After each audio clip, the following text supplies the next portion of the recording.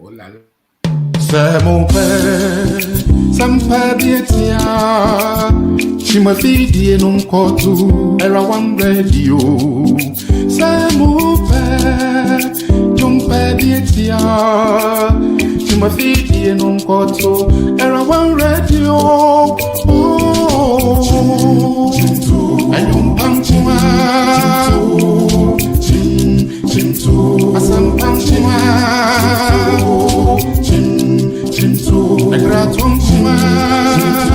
era one yebo yung pam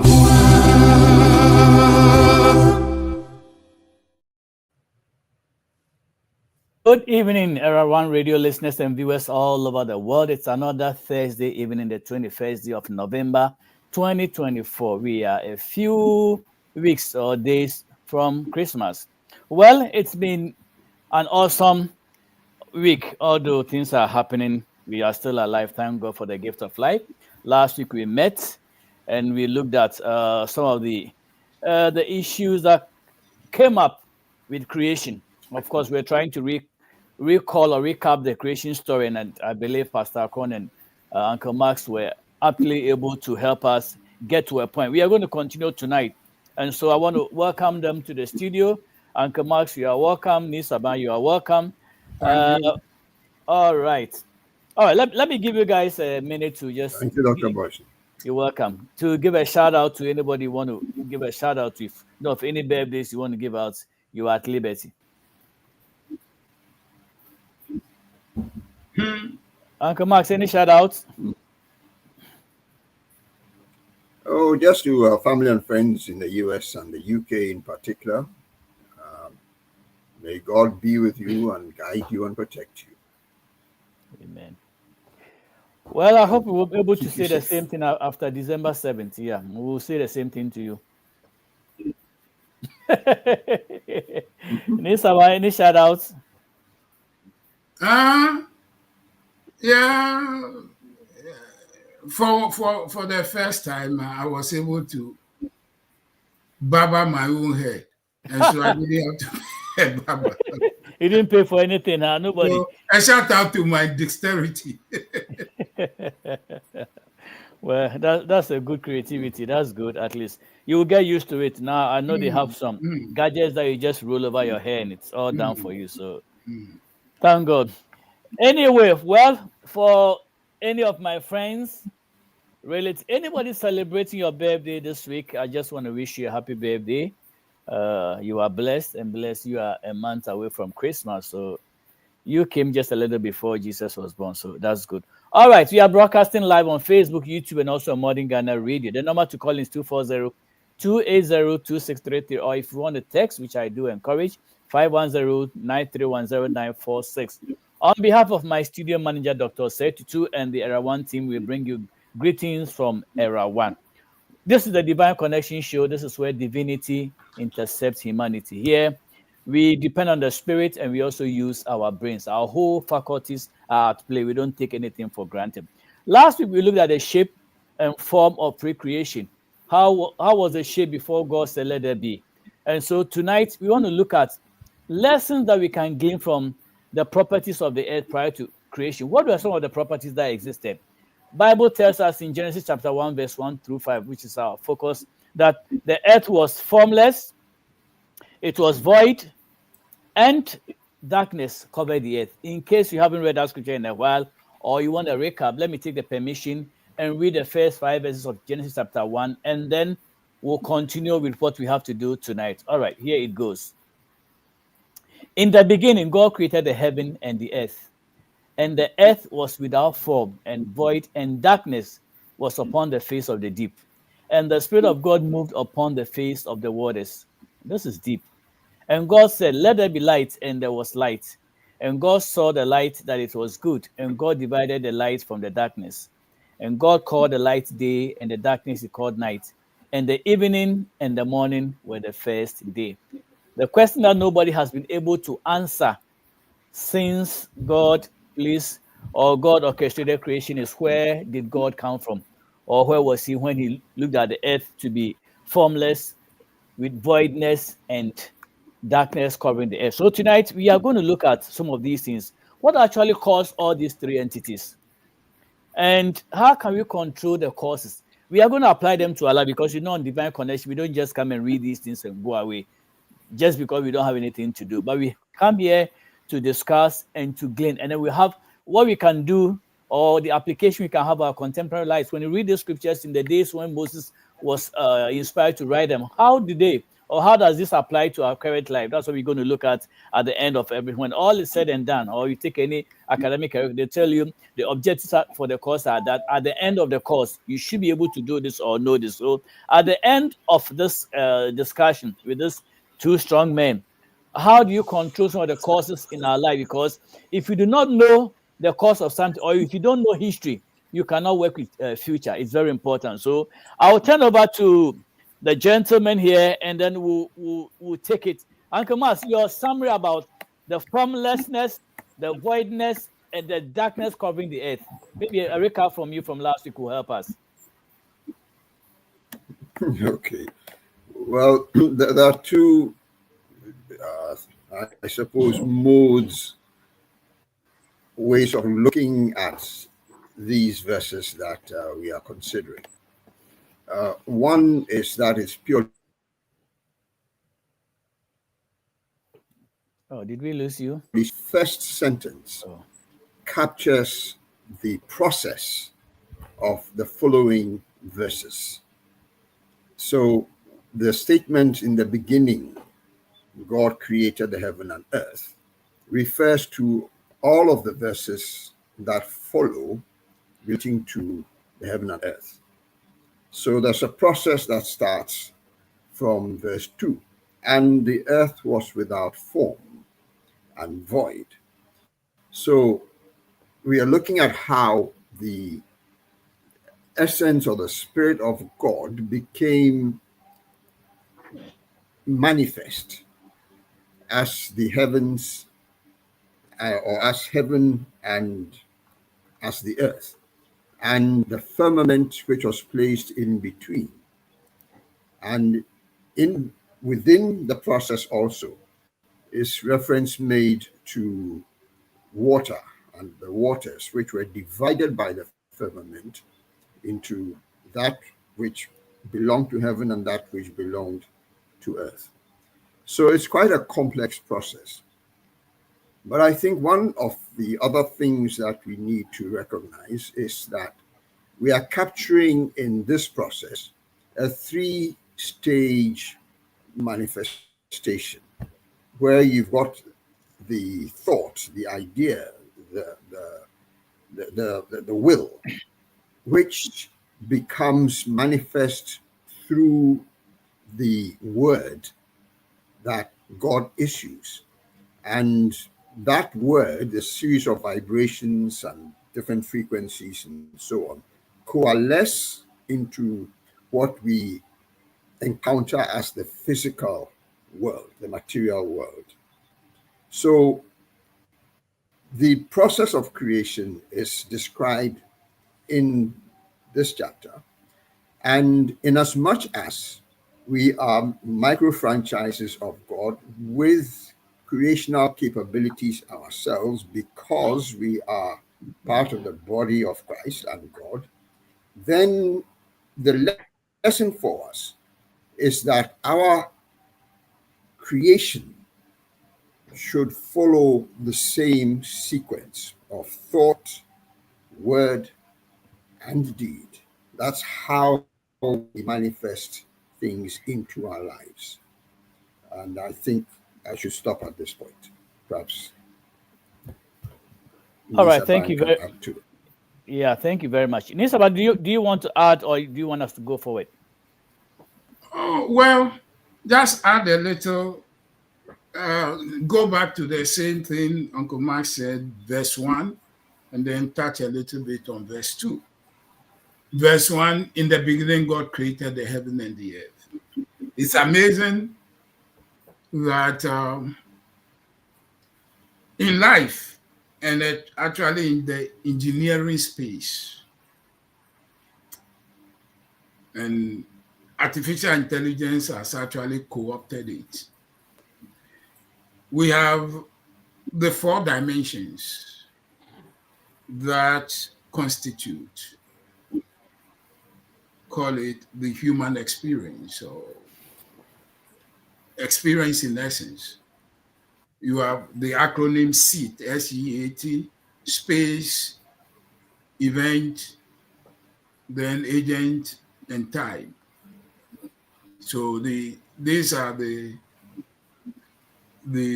dimensions involved in anything. You have the space here being the earth, though in verse 1 we are introduced to 2 environments, heaven and earth. And then you have the agent or the character being God. And then you have the actions God performs. Here he creates. And then you have the time dimension in the beginning. Very interesting. But Dr. Boyson, after verse 1, is all about God and the earth. An intelligent agent and an object called the earth.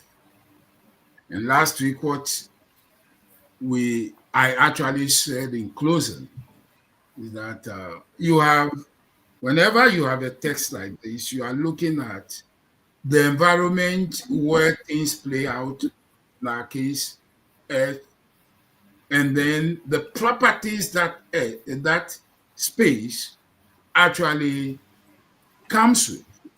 And that will determine what will be permitted to be done or not done. And then you have the agent with his goals, his abilities, his priorities, his knowledge, and what have you.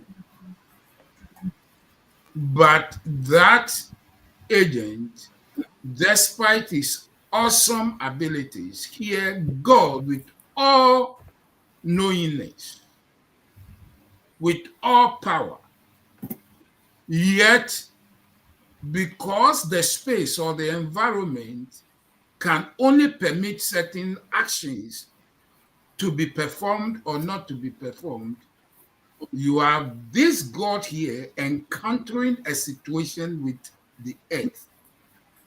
And the description or the properties of the earth that are identified at this point in verse 2 is 1, the earth was without form, which means it lacked structure. And then it was void, which means it lacked content. And then darkness was upon the face of the deep, which means illumination was absent. And then these are the properties identified. So if, for example, there is no light, what can an individual do in the absence of illumination? That means if you or I were placed in such an environment and we encountered darkness, as mentioned here, we will be limited or literally completely unable to do anything in that environment, and except maybe feel our way. So that is what we are going to deal with. An awesome agent with all ability, but with goals and purposes, encountering an environment or a space where he has to operate, but that space has darkness defining it. And therefore, certain things that cannot be done. That is the interplay. And how God, in the end, was able to solve the problem of this space and get something productive to happen after that. Thank you, sir. You are welcome. Yeah, you said you were going to add just a little, but it looks as if you finished the whole discussion, so now I don't even know what to ask anymore. Thank you. Uncle Max, let me come back to you. if you look at the creation story, as we've read in verses 1 Right. through 5 of Genesis chapter 1, would you say that we've been given enough information or evidence to sort of substantiate creation? I know nobody can question God or what he's done or what he's going to do. But if you were reading this as a, religious studies paper or something, would you say we have enough information there or we don't about this creation story? Are there any loopholes that God decided to hide from humanity? What is your stand on that?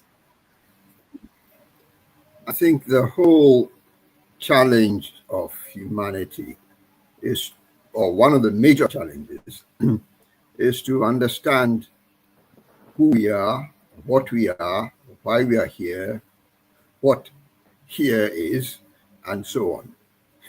So we've been given a huge jigsaw puzzle to reassemble.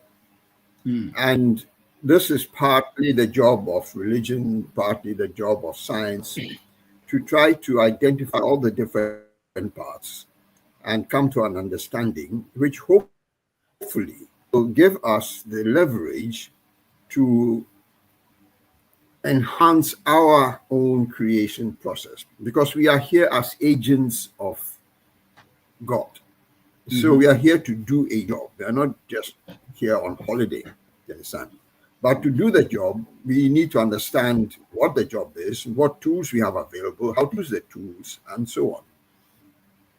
So I think that we have enough information to fill in whatever gaps we need to fill in, and use that endeavor as part of our learning processes and our capacity building processes, so that we may execute our life mission properly. But the thing is this: everybody is unique, and therefore everybody has a different angle. We are looking at the elephant from different perspectives. So some will see the ears flapping around the breeze. Some will see the tusk. Some will see the tail. And so our perception of creation will differ from person to person.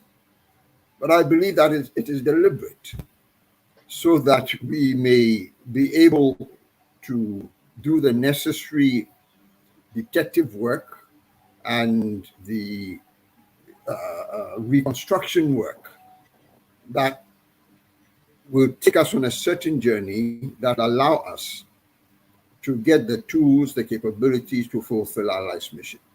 For some reason this week, I've been looking at the Persian sage Rumi, who was a poet and a philosopher, and he wrote many beautiful things.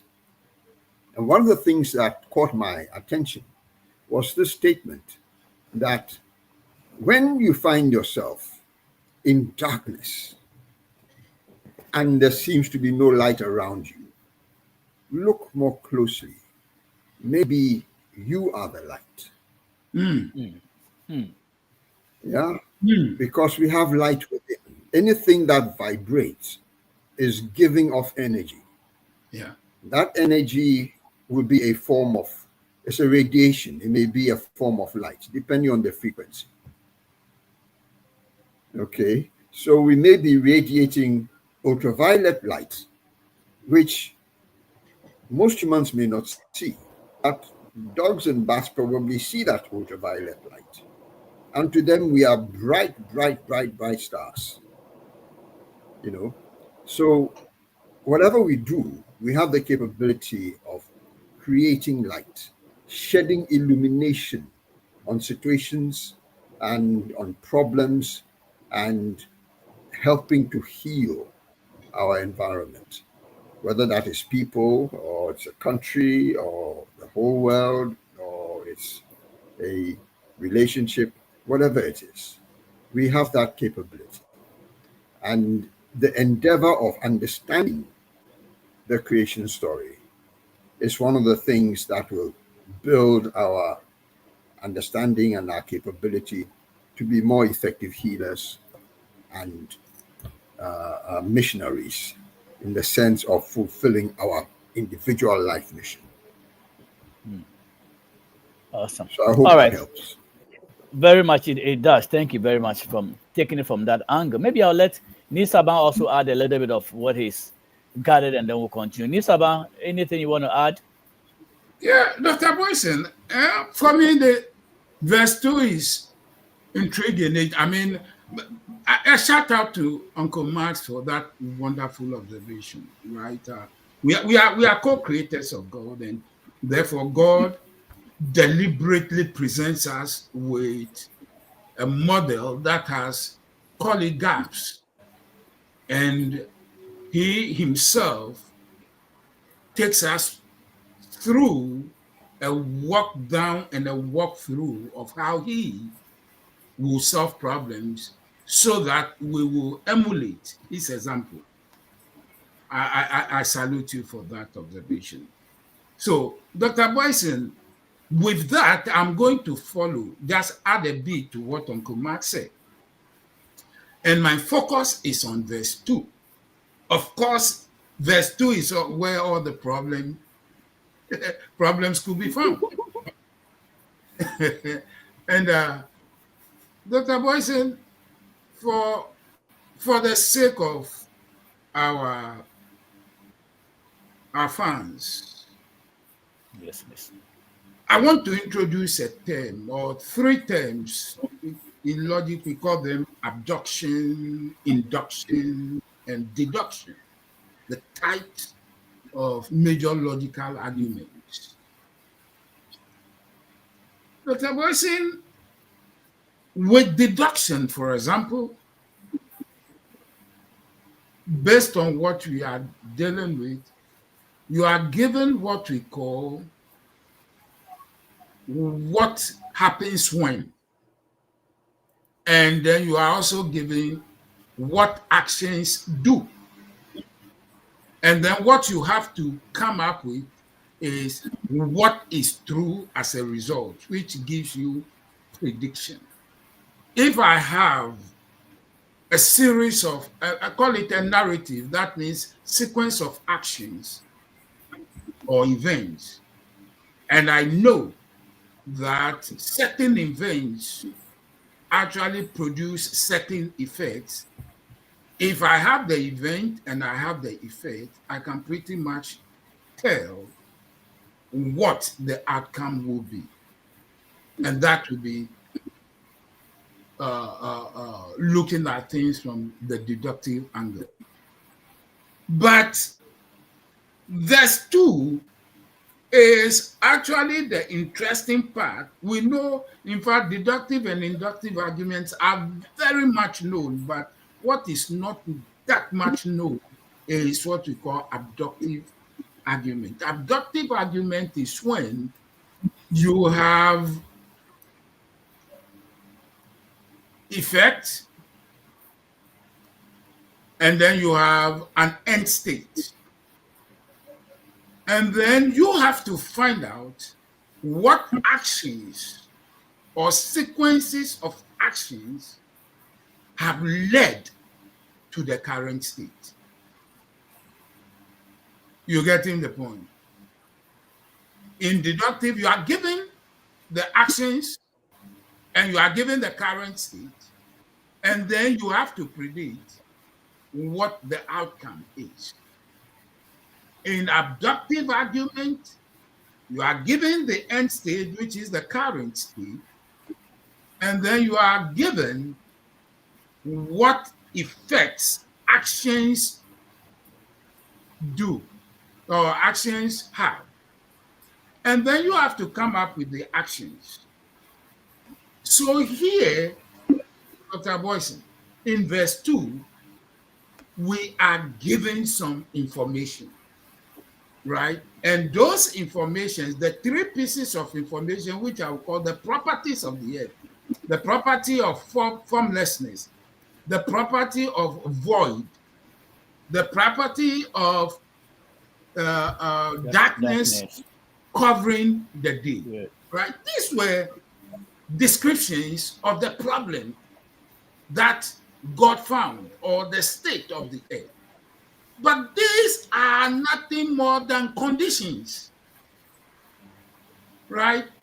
They are the effects of something that happened, but we are not told what that happened, what it is that happened. And that is the problem one has to confront. And that becomes the learning experience that we can glean from this and then apply it in our lives as we live it and in our world as we know it. So, how did God go about this? He tells us about the problem. And then he gives us some series of actions that he himself performed. So it is up to us to use those pieces of information to make deductions and make extrapolations. So if we have the effect of formlessness, question is, what led to that formlessness? Or do we have to ask that question, whether the state we find the earth in verse 2 was actually the state God created the earth? Is it making sense? Did God create the earth where it lacked form, where it was void, where it was covered with darkness? Was that the state God created the earth? So we have to be able to abuse between verse 1 and verse 2 if something happened. And if something did happen, what was it that led to the earth not having form and not having content and darkness holding sway over the earth? You know what? Just on Pastor Con, just when you were saying, some light just flashed in my mind. This question. So going back to the initial, the preamble, in the beginning, God created the heavens and earth. So which means after that, God actually went to verse 2 and created the earth without form, void, and darkness before he advanced and said, "Let there be light." Because I'm trying to recap the progression. No, because the argument is, and Uncle Mas, feel free to cut me if you have something. When the formlessness of the earth was not an act of creation, it was just a condition. It was a condition and not what God made or put together or created. Yes, because one has to be able to make may I come in here? Yeah, go ahead. Please rescue if I may come in. Please rescue me. In a sense, you can say it was a condition. This is what shape are your thoughts? Can you put a form to your thoughts? Can we give shape to an idea? No. The idea itself, the thought, may contain or imagine or project a shape. It may project texture. It may project size. It may project content. But it's a template. Yeah, it's a template that exists in the mind. And it is in this sense, I think, that we need to understand verse 2. The earth was without form and void. It was the template at this point. It was a thought. It wasn't until God spoke, "Let there be light, let there be the firmament, let there be separation." It wasn't until energy was put into the situation through the word of God that the ideas, the thoughts coalesced into physical form. This is the process of creation. You can't describe the color of your thoughts, although your thoughts may contain a color. But the thought itself is formless, and it is without Colorless. light, without color. It is without form. It is it is a potential awaiting its realization. Uncle Mas, Yeah? This would be my understanding of verse 2. Yeah, I agree with you, but yes, I understand, and I would accept where on one level or one hand you are dealing with a hypothetical, and all will come to the mind conceiving something and then fleshing it out. Because Pastor Akron, let me come in quickly. I'm looking at verse 1 and 2. Some material that has come out, Dr. Bashir, some material that was released recently. And these were Senate hearings into the issue of UFOs, alien technologies, alien life intelligences, and so on. And it was interesting, some of the testimony that came out, that we have, as humans, have acquired and have access to or control of technologies which could transform this earth. But these technologies are being suppressed. One of them that was described was a technology that allows a person, let's say your limb has been, you've lost an arm. Yeah, there are machines that can regrow your arm. They can what's the word? Regrow your arm. Okay. Fill out the physical form of your arm. But to do that, there would have to be an electrical or a spiritual template, which the physical fills out. It's a bit like 3D printing. You understand? This is the process of creation that we have not yet fully understood as human beings. That we can do these things with our minds, never mind with technology. Okay? Our minds are among the most sophisticated technology in this universe. So if we can do this kind of thing, why not God? Yeah, Uncle Max, I agree with you. Again, you have the concrete and then you have the abstract. On the abstract is the hypothetical. But here you also have something concrete. Because whereas in some instances, from verse 2 down, God will speak and then later act in either making or creating or forming that which he has spoken. Pastor Akron, before you continue with your concrete and the abstract and all that, let me look at verse 1 again and 2. Okay. If let's say somebody is writing, a playwright is writing a movie or something, he may decide to take two approaches or more. One approach is that he can give us a conclusion of the movie without telling us, and then go back and play it as to how that conclusion came. Or he Flashbacks. can start from beginning and end the story.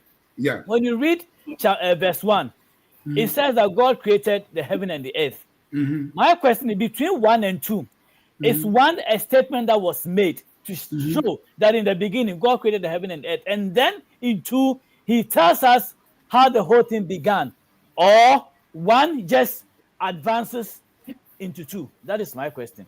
Yeah. Actually, that's what the question I also asked, that Dr. Boyson, if you look at the fact that in verse 2, the first 3 observations, the earth was without form, the earth was void, the earth had the darkness was upon the face of the deep. These were observations, right? Were these observations part of the act of creation God did in verse 1? Because if those observations were part of verse 1, no controversy. God has the absolute power, right? He has, call it anything, to do whatever he felt like doing. He was the only intelligent agent around then. Okay. You get me? He devised everything. He had everything to do whatever he had. But as in core intelligent beings that God himself fashioned out, called humans, as humans, the way our brain works, the way we function, we want to understand what we have in our plate, right? And if we look at it, I agree with Uncle Max, the abstract, but you also can see some concrete expressions that there was water. That was not an abstract thought. There was, because God moved upon it. You get me? And so that's where I have a little bit of, call it, unease, going the abstract angle, right? But here is, as I said, my concern. I have conditions or effects, but I don't have the cause, right? And the reason it is important for me is, for example, Dr. Wesley and Uncle Mas, let's take the law of supply and demand, right? We know that when supply exceeds demand, prices fall. So if we see prices falling, right, then we can actually go back and deduce the fact that there had been oversupply, right? And so I am thinking along that line, that here is a case where I have falling prices. My understanding will be there has been an oversupply, right? But as humans, that is not enough for us. Yes, there has been an oversupply. What were the things that were done, or what actions took place for the oversupply to happen that had the effect of the falling prices? Because that's what I want to understand. You get me? So I have a perfect example here that the earth had a formlessness. The earth had no content. The earth had darkness covering it, right? I'm looking at the effects. I can't identify the cause. And I am uneasy, highly uneasy, moving forward, because I must be able to understand, to make sure that in the future, when I confront such a situation, I wouldn't be out of my element. I will have a way of dealing with it in order to move on and make progress. But Pastor Akon, you also would agree that the powers that humanity have is nothing. I mean, we don't compare to the omnipotent God. So there are some things that God can and will do that humans, although we are fashioned his image, cannot do. Do we ascribe to that? Yeah, I agree. But to the extent of what he has given us, we must make full use of it. Without limitations? After all, we are meaning him. I mean, without any limitations? No, we are meaning him. Okay. Because he said he created us in his image and in his likeness. So, whatever we are capable of, God is first capable of. And he made us co-creators. So, I again want to make sure, as an intelligent being, I don't want to be at the mercy of the elements. When I am introduced to an element the first time, I want to understand it in order to not to feel powerless when that element shows itself again in the future. And that is why I want to understand verse 2, that this was the state God created the earth, or something happened to render the state as we meet it in verse 2. There's some connection between 1 and 2. That is why, if you recall, I asked Uncle Max whether we have all the evidence to tackle this issue. Because between 1 and 2, I'll call it, I think we've mentioned it, I don't know whether there is a gap somewhere, because something is not adding up very well in the first and the 2. And I'm sure it even take let's say a week or 2 weeks or even a decade for that to happen. We don't know. I mean, Bible doesn't tell us how many years it took from 1 to 2, or after God seeing he creating or seeing the earth in a formless shape, the way he changed, or when he said let there be light. We don't even have an idea how many years lingered before that happened. Come on, take a shot at it.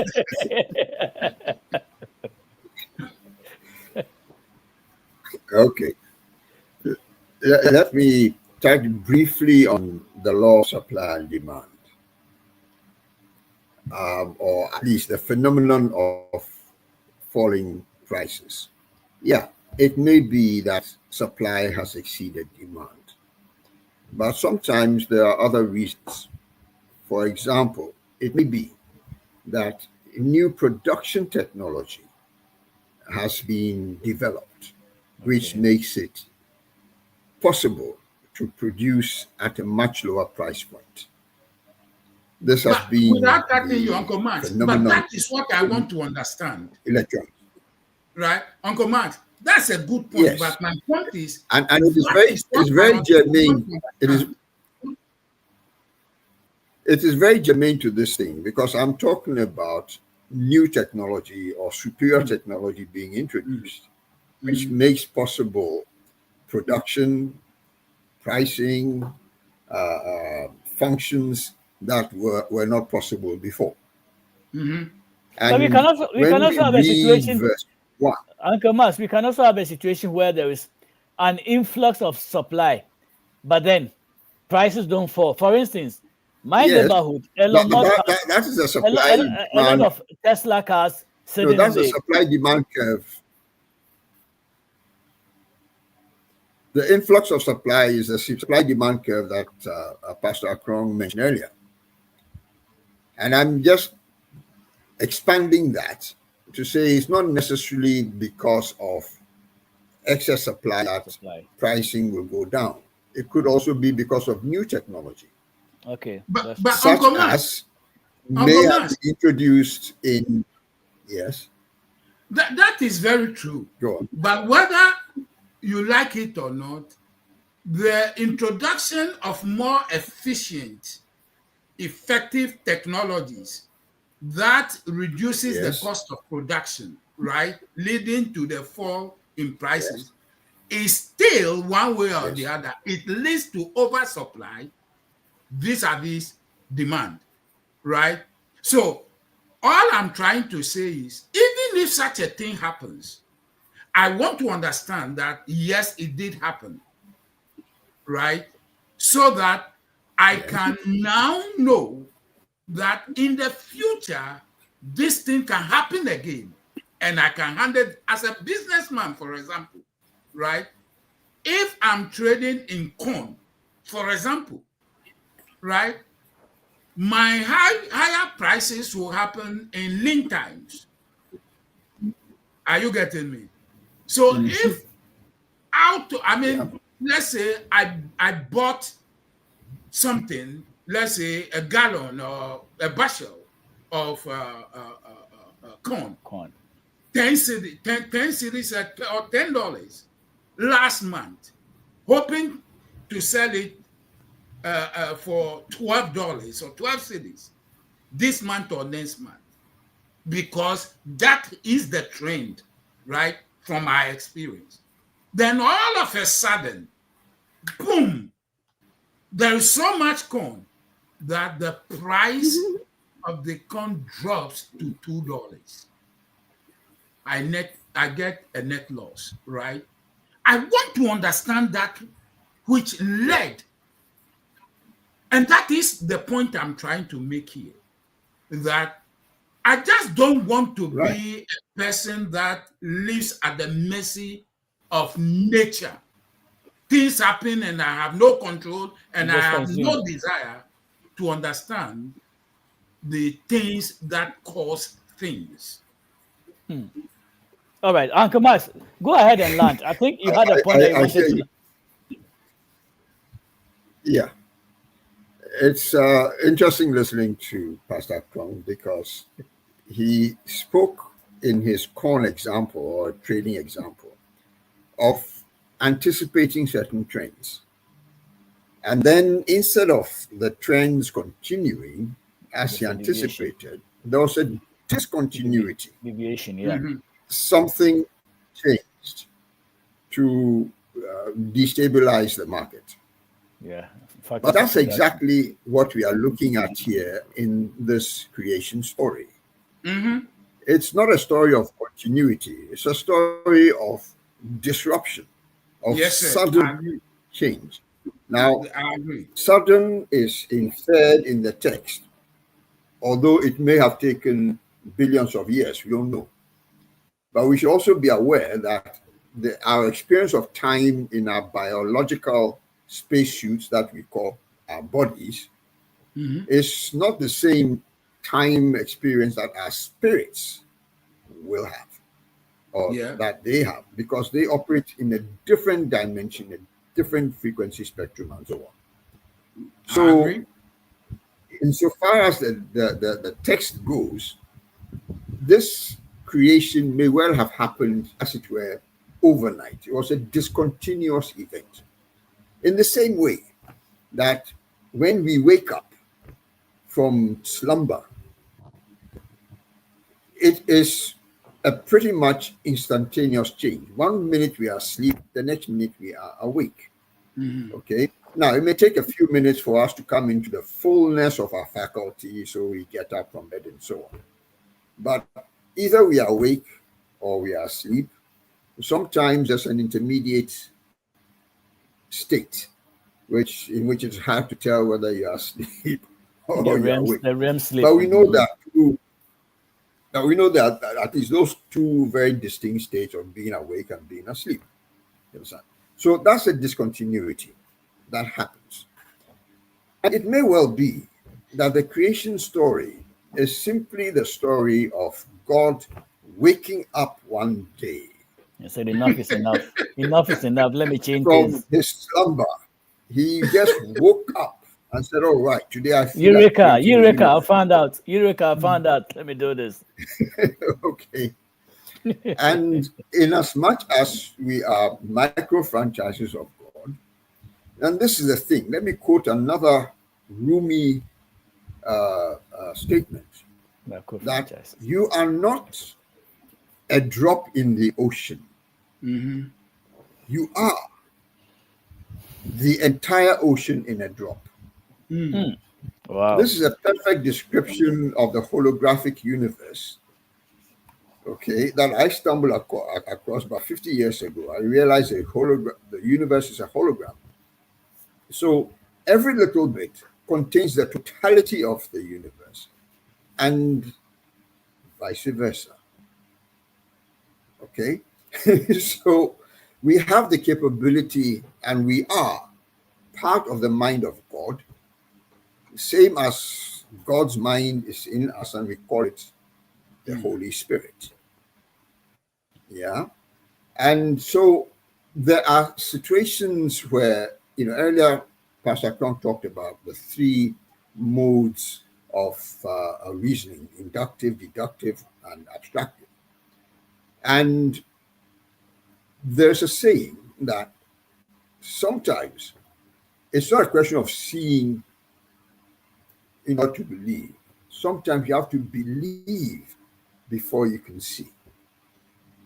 You have to get on the wavelength of, or the frequency of God, in order to be able to see the truth and understand the reality that we are encountering, whether it's in the Holy Book or it's in the holy nature that He created, and so on. Yeah. And All right. let me finish with one phenomenon. Many Please add your state of application the of world, contemporary times. both. Yeah, I was saying, yeah, we have contemporary time. Yeah, we have 3 minutes, so Yeah. include your contemporary application. All right. A lot of the advances that have taken place in fields like medicine and so on and so forth have been made by people who were faced with a challenge, either for themselves or within their family. They had a mother who perhaps had got sickle cell anemia. So because of their mother's suffering, they take it upon themselves to try to find out what is the cause of sickle cell anemia, and what are the remedies that might be applied, just so that their mother can be comfortable. And so they embark on a research program, which then finds a cure or a treatment that serves the whole world. Okay? Because they were faced with a personal dilemma in their life circumstance. And this is one of the things about the creation story. We may all read it very differently, but that is because our journeys are all very different. So what we need to take out of the creation story from person to person may well be very different. We don't have to have the same understanding, but the things that we don't understand, that we are moved to research and to try to get a better grasp of, these are the things that act like a beacon to guide us on our life mission so that we achieve our full potential while we are on this planet. Amen. I'll consider. Amen. Thank you very much. My cousin is saying that it's too deep for me to ask. That's Kofi. Ask a question, even though I have a lot of questions to ask, but don't know how to put it. Well, I encourage him to find some way to put it here. I think what we are doing is very deep. But maybe I'm sure he will find a way to put his questions together to help us. All right, Nisaba, we are almost there, 7 p.m. So I like Uncle Max. I mean, the call it the ideas are pristine, if I may use that word. Very clear, very fresh, very original. But okay, thank you. Uncle Max, you made an observation very important. Sometimes you have to believe before you see, right? Yes. Not the other way around. Yes. And believing is seeing. No, it's not always seeing is believing. That is true. Believing, seeing. And you also That's made the observation of you are the ocean in a drop. In fact, there is this astrophysicist and astronomer, happened to be a black guy, Neil deGrasse Tyson. Yeah. Yeah, he said Yes. the universe is in us. Everything Yes. in the universe is in the human being. Absolutely. Very profound. And he doesn't believe in the existence of God. But Wow. I said, wow, how could you make such an observation? But coming from the angle of science, but actually confirming what Christianity or belief in God is all about. But you see, Dr. Boyson and Uncle Max, the interesting point for me here is yes, the spiritual is there. That's also more often than not where the abstract is very pronounced. But then you also have to step into the world of the concrete, where, for one reason or the other, a lot of us register our non-achievement, right? Our non-achievements, because we don't probe enough, right? And one of the major things, is it Kofi you said was didn't know how to. Kofi, one of the things we have to understand is we have something called default reasoning. Default reasoning is where you jump to a conclusion simply because you are forced to, because you don't have enough information pertaining to the situation at hand. So you have to come up with a conclusion to make it possible for you to move on. But you are also duty bound to make sure that when new information becomes available, you have to upgrade your belief, because you must not force data to conform to your belief. You rather must force your belief to conform to the data. So you are saying being gullible should be a byword. Oh, yeah. And unfortunately, the sort of Christianity we have been exposed to in Africa tends to force data to confirm our beliefs, rather than actually editing our belief in order to fit the data, right? And because most people are static, they don't want to be dynamic, so they are like what we call the fracture type. They don't want to change. The mindset is set at one that is not the point, and that's human it. being. That is not the human being God created. And I'm not going to digress. But take, for example, when God wanted to call Moses, he appeared to him in a burning bush. And he says the bush burned with fire, but the bush was not consumed. Which means the bush was the fuel. There had to be a chemical reaction, which means the bush had to burn in order for the fire to be evident. Ignite, yeah. And Moses was shocked. And so the Bible said, he said, let me turn around and see what is there. To see why. Very interesting. To see why. And it was at that point, the Bible said, when God saw that Moses turned, that he called him. Which is to say, possibly Moses had been a constant visitor to that site. Maybe had seen things that should have attracted his curiosity. Piqued his curiosity, and he didn't pay attention. So God didn't call him. And on this occasion, when something piqued his interest and he decided to do something about it, God called him. Could it be? God is sending us a message, right?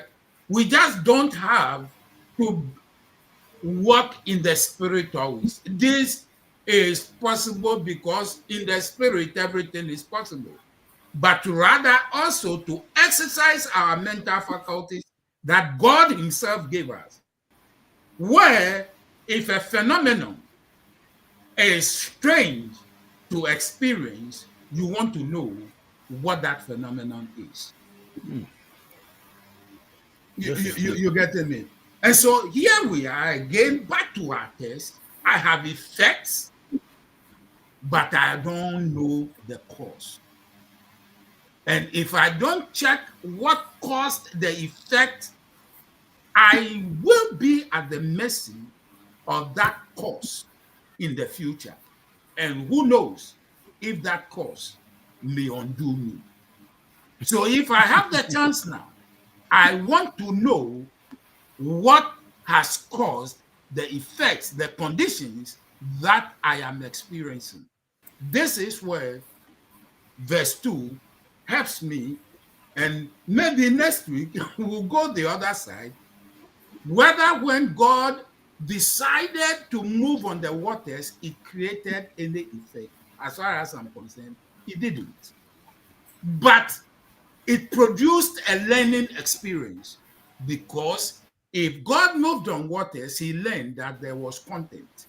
And if there was content, void goes. And so, yes, Dr. Boyson, there is evidence one way or the other, but you have to do some hard thinking. And that's what I suspect God wants us to do. That's the faculty, that is the discipline I see in verse 2. The ability to do deep thinking in order to come up with ideas to explain a phenomenon that is not familiar to your experience. Thank you. Thank you. Let me remind you about this earthly problem we have. It's called diabetes.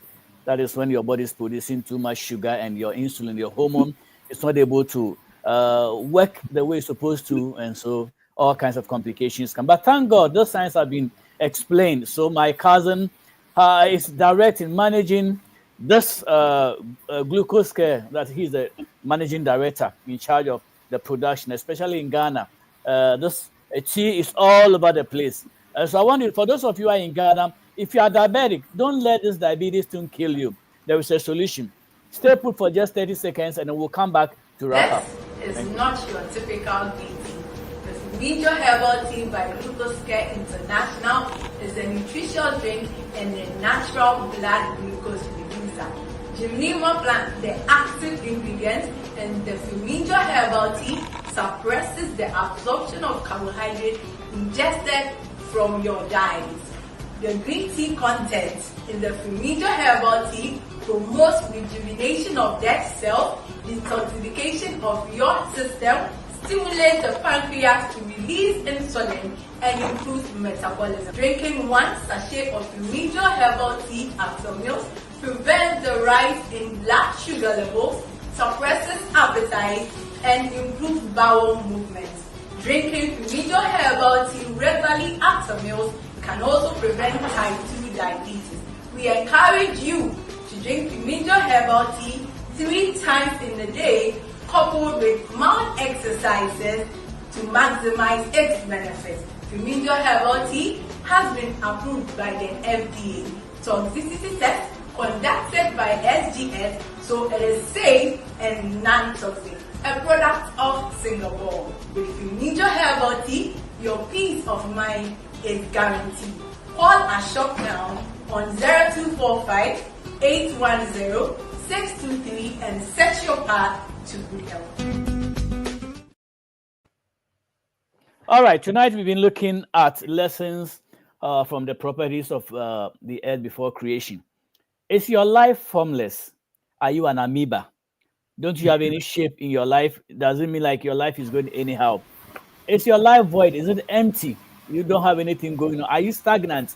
It's like your life has come to a standstill. There's nothing going on.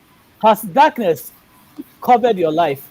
There is somebody we know, 3 of us know, and some of the rest of the world know, that there is a creator, the God of all gods, who put creation into motion. If your life is formless, if it's full of void, and darkness has covered your life, God can make things move. Because when he said let there be light, light came. I don't know what kind of darkness you are in, or I don't know what kind of formless you experience yourself, but I believe God can come to you and meet you at the point of your need. That is what we've been speaking about tonight. We've looked at the lessons that came from this story, because when we come on Divine Connection, we try to look for solutions to the problems that have engulfed us. That is what Uncle Max and Nisaba have helped us to do tonight. We'll come back next week. I don't know what we're going to discuss, but definitely, if Jesus tarries and the rapture doesn't come soon, we'll be here live. Because we're all thinking that if Trump won the election, maybe the United States will go chaos, but something will happen. Thank God we are still alive. He won, so there was no chaos. there is no January 6th. The earth is still in existence. December 7 is almost coming. Whether it's Baumia, whether it's Mahama, whether it's Shada, or whether it's whoever it is, the earth will continue to exist because Bible says that as far as the earth remains, harvest time and seed time will not cease. Thank you very much, Uncle Max. Thank you very much, Miss Abba. I thought we were going to close early so Uncle Max can have a sleep because it's 12 midnight, 12 in Ghana. So sorry for going the stretch, but thank you. We enjoy you so much. It's difficult sending you to go to sleep. So thank you very much. Like I said, next week is Thanksgiving, so we'll give you all time to go and eat your turkey. But please be merciful unto the turkey because some of them also have form. It's not every turkey that doesn't have or has void. It's not every turkey that has darkness covering their life. So we'll see how it goes. Gentlemen, I salute. Thank you very much, and I will see you when we meet again. Have a good evening. Bye-bye. Thank you. Bye. Good night. Thank you. They are 4 women. They are beautiful with brains. They are eloquent, decent, wise, and experienced. You have heard many, the funny. Now, it's time to hear the experience and the brainy. Meet Selena, Dorcas, Gifty, and Annette as they present the real in common getting. In common BISS chain, a dead, as in Takrenu assume the dead, the real in common getting. Showing live this and every Sunday, 7 p.m. on Era One Radio on Facebook and on YouTube, Era One Radio and our Taibo channel. Kaise, so we see the real in common getting what Brabontete, we nyan konkonsa, we the real in common getting.